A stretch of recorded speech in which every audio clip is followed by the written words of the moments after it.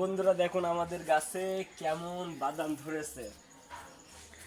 একটা পাকা বাদাম পারবো সেটা আজকে।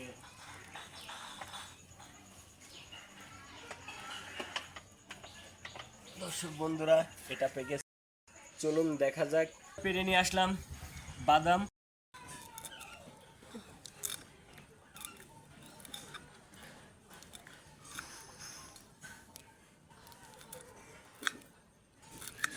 দর্শক বন্ধুরা আমি মরিচ কাটতেছি, কুচি কুচি করে মরিচ কাটতেছি।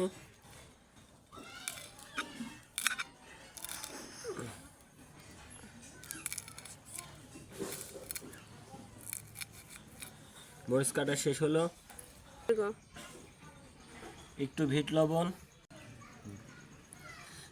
দর্শক বন্ধুরা এবার খেয়ে টেস্ট করে নিন।